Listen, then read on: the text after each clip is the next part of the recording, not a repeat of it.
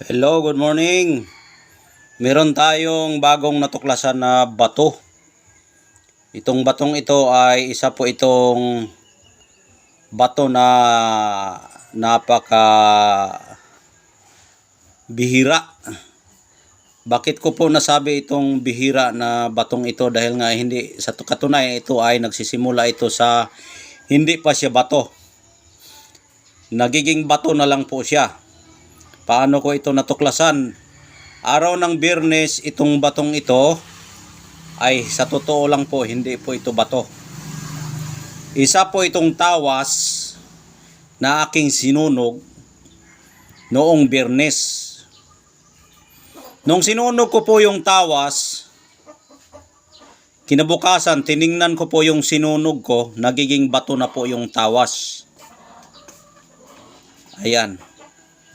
Nagiging bato na po ang tawas. Ayan. Ang nakakaalam po nito yung palaging nagtatawas sa kanilang gamit. Palaging nagtatawas sa kanilang gamit ang nakakaalam po nito. Noong Biyernes, nagtatawas ako, sinunog ko yung tawas sa apoy. Pagkatapos kong sinunog yung tawas, siyempre, ang lumabas sa tawas, kapag sinunog mo yan, lumabas po yung usok. Paglabas sa usok, ang natitira po ito. Ito po ang natitira. At pagka sunog na niya, at ito po yung natitira sa tawas, ay nagiging bato po ang tawas. Ayan. Pero hindi mo matuklasan yung tawas na nagiging bato kapag hindi mo yan siya sinunog. Dahil kapag sinunog mo ang tawas, ganito po yung hitsura. Karamihan sa magtatawas po, kasi ako manggagamot ako, kapag ako manggamot, magtatawas ako. Tapos pupulutin ko po yung tawas na aking sinunog, ito katulad dito, nasunog na ito. Iano ko ito, durugin ko ito, tapos ilagay ko sa mga lutahan ng aking ginagamot, lagyan ko ng Holy Cross, katulad nito, ito'y luta. Pulbusin mo ito, iganon ko, pulbusin, tapos i-cross dyan kapag manggamot ako. Bawat luta, lagyan ko ng cross para lahat na mga paparating na mga hindi kanais-nais na mga papalipad hangin ay maproteksyonan ang lahat ng ating katawan. Ito po ay aking nakikita at natuklasan yung Biyernes. Dahil yung Biyernes nagtatawas ako, pagkabukas tiningnan ko po yung aking tinatawasan, ay nagiging bato na po ang kanyang tawas. Ayan, nagiging bato na po ang tawas niya. Kaya bihira talaga kapag ganito ang klaseng mga klaseng gamit na nagiging bato po. Ayan. Kung titingnan nyo yung kanyang hitsura sa kanyang pagtatawas, meron pong bata na nakaupo. Ayan, oh. Bata yan ang mata, tapos yun, ito po yung mata, ilong, tapos yung bibig dyan, tapos yung kanyang kamay dyan, oh. At nag-ano siya, nagsip-sip siya ng kanyang sariling pusod. Ayan po yung aking yung lumalabas sa aking tawas.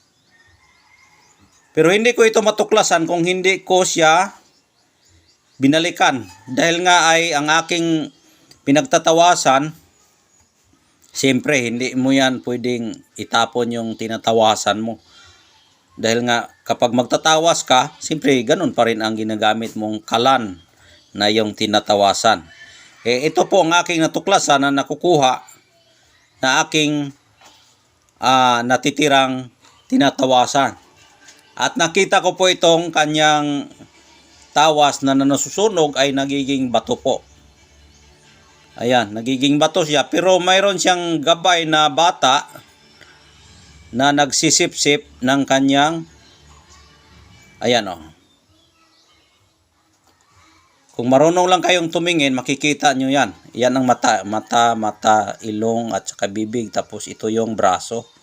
Nagsisip-sip siya sa kanyang pusod. Ito po yung paa niya. Hindi pa siya nabuo talaga. Fetus pa siya. Ayan. Ibig sabihin po yan, yung pagtatawas ko ay may anghel. Lahat ng aking mga gamit na tinatawasan yung araw ng Biyernes na aking pinapausukan, may anghel na nakabantay. Kaya yan lumalabas po sa aking tawas, anghel na nagbabantay. Kaya yan po ang lumalabas. Kaya kinuha ko yung araw ng Biyernes, pagka Sabado, tinitingnan ko po yung aking natitirang tinatawasan. Ayan po, nagiging bato na po ang kanyang tinatawasan. Ayan o, kahit pukpukin pa natin, malalaman mo na bato siya. Ayan, bato talaga siya. Ayan. Ganyan katindi ang ating gamit. Tinatawasan natin, ang lumalabas sa ating pagtatawas, nagiging bato po yung anghel. Anghel, pitos. Kapag pitos po ang pag-uusapan, anghel po yan. Ibig sabihin, yung ating gamit may gabay na anghel. Ayan. Yung mga gamit natin na aking tinatawasan kahapon, lahat po yan ay magagandang kalabasan dahil anghel po yung lumalabas. Ayan. Yan po yung tawas na ang kanyang gabay, anghel. Ayan. Kaya ang nakakalam po nito, yung manggagamot lang po kung ano ang pwede nating maibasa sa espiritual na pagbasa sa ating pagtatawas ng ating tawas ay nagiging bato. Siyempre, yung tawas na buo pa yan, hindi yan ganito ang itsura. Kapag masunog na yan, ganyan na po yung itsura. Kulupot na. Kulupot na puti. Pagkatapos yan, durugin natin yan, ilagay natin sa ating ginamot. Hindi ko kasi ito dinurog dahil hindi ako nang gamot. Ang aking gamit ay tinatawasan ko lang para mas lalong lumalakas yung ating gamit na mga habak. Ayan, yung mga bato natin na mga mutya, hinahabak natin yan na isa-isa nating binabalot. At yun po ang resulta sa ating pagtatawas. Lumalabas po na may anghel sa kanyang tawas. Ayan. Pitos po yan, 100% pitos po yung nakikita ko. Iwan ko po sa inyo kung ano ito sa inyo. Basta sa aking paningin, pitos yan. Mata, ilong, bibig, at ito yung braso, yung paa, at yun ang yung nakaupo siya. Anghel po yan. Anghel. Yung ating kalabasan sa ating pagtatawas, araw ng Biyernes, pagkasabado, natuklasan ko na ang ating pagtatawas, yung ating tinatawasan ay may gabay na anghel. Ibig sabihin, anghel na maganda yan dahil nga lahat ng ating gamit ay may gabay na sa Diyos. Dahil lahat po ng anghel ay sa Diyos po yan. Ayan lang po ang aking masasabi at kayo na rin po ang mag-comment dyan sa baba kung ito ay kursunada ninyo. Kung halimbawa lang na kursunada ninyo itong batong ito, may iniwan akong number dyan. Pwede kayong tumawag or text kung gusto nyo ito. Ayan. Ang aking Facebook account, Messenger, Commander Bugtungan. Chat lang po kayo, inquire, para din po kayo ay makapagkuha kung sakali man. Ang tanong kung ay may nagtatanong sa akin kahapon kung ano daw ang gamit nito. Itong gamit nito ay nakalabas ito sa tawas. Kapag mayroon kang ganitong klaseng bato na may anghel, ay proteksyon po ito sa lahat ng oras, pangkalahatang proteksyon ito.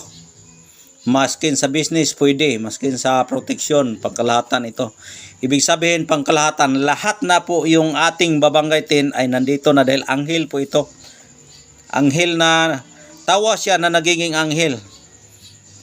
Ulitin ko po, ang nakakalam nito yung magtatawas lang po. Pagkatapos mo masunog yung tawas, ganito po yung itsura.